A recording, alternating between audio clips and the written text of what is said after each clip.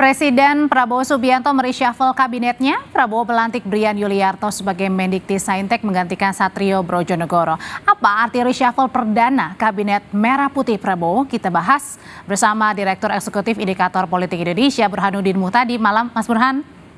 Malam, Audrey. Mas Burhan, ini tidak lama berselang setelah 100 hari masa pemerintahannya Pak Prabowo, Mas Gibran. Ini tiba-tiba langsung ada reshuffle hari ini dan menteri pertama yang terkena adalah Mendikti-Saintek, Pak Satrio Brojonegoro. Apa sih yang bisa kita baca dari reshuffle perdananya Pak Prabowo nih? Ya, jadi kalau kita lihat ke belakang, itu nyaris tidak ada presiden yang baru 100 hari menjabat, itu kemudian mereshuffle anggota kabinetnya.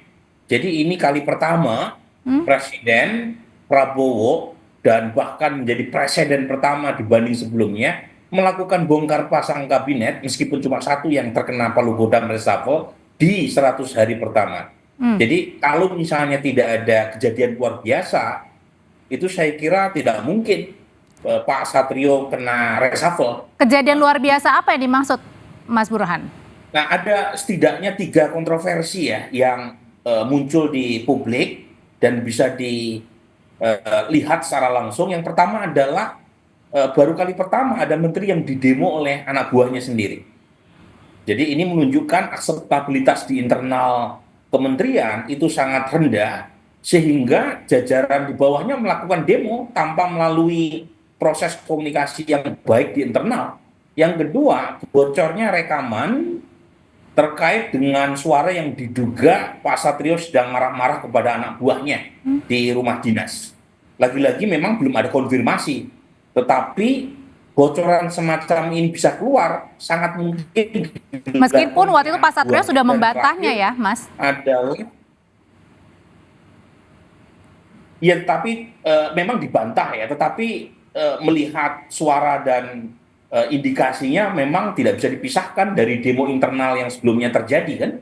Dan yang terakhir nih ya, ini saya kira yang membuat akhirnya Presiden Prabowo melakukan keputusan untuk melakukan reshuffle adalah pernyataan Menteri Satrio di DPR saat itu yang mengesankan bahwa efisiensi anggaran yang jadi program utama Pak Prabowo itu membawa implikasi kepada pemotongan KIP kuliah dan punya implikasi terhadap kenaikan UKT, sesuatu yang kemudian memicu munculnya demo-demo mahasiswa belakangan ini.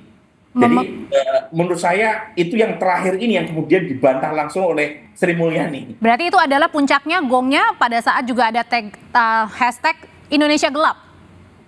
Betul, jadi kan kalau kita lihat demo-demo yang sekarang itu umumnya kan dipicu oleh misinformasi bahwa efisiensi anggaran itu punya dampak langsung terhadap mahasiswa, terutama berkurangnya beasiswa, terutama buat mereka yang kuliah. Yang kedua adalah kemungkinan kenaikan UKT.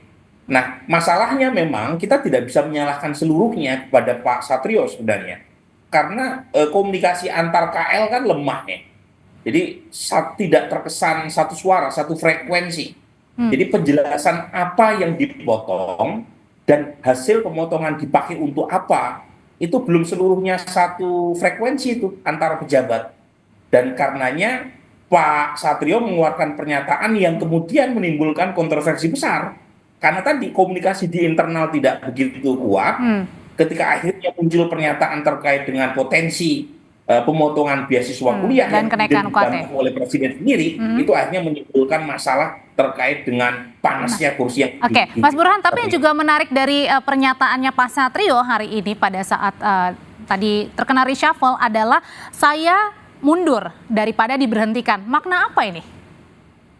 Ini kalau saya membacanya, tentu saya tidak tahu persisnya ya. Saya membacanya begini, Audrey. Ada indikasi dari kekurang berkenanan Presiden terhadap performa Pak Satrio. Nah, kemudian dicari titik tengah supaya win-win, tidak ada yang losing face.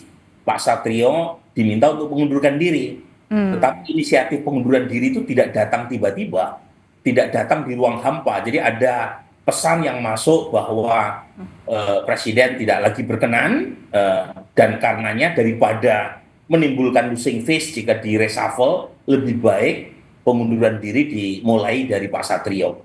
Tetapi lagi-lagi tidak ujuk-ujuk datang surat pengunduran diri itu. Jadi ada dugaan saya, ada semacam pesan yang masuk supaya beliau dengan ikhlas tanda kutip ya mengundurkan diri, baru kemudian muncul reshuffle di sore harinya. Tapi apakah dengan penggantian Mendikti Saintek yang baru ini bisa meredam aksi mahasiswa yang belakangan terus terjadi dengan hashtag atau tagar Indonesia Gelap ini? Minimal di internal, Audrey, itu resistensi bisa berkurang.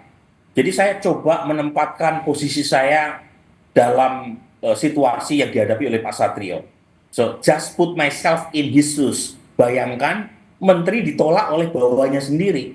Jadi kalaupun toh Pak Satrio tidak direshuffle, itu posisi beliau sangat berat itu. Karena penolakan datang dari dalam. Oke. Jadi lepas dari apakah pergantian itu punya efek kepada mahasiswa, kepada publik, minimal suasana di dalam itu lebih kondusif sekarang. Oke. Terlepas dari apakah nanti Pak Brian itu mampu mengkonsolidasi jajaran birokrasi, karena kita tahu beliau seorang scholars, seorang akademia, sementara birokrasi seperti hutan belantara, gitu ya. Jadi diperlukan kecakapan birokratik dan komunikasi yang baik, bukan semata-mata citasi yang tinggi di Google Scholar gitu ya. Tetapi saya yakin Pak Brian bisa. Pertama, beliau bukan semata-mata akademia, beliau pernah menjadi dekan di salah satu fakultas di ITB dan wakil rektor.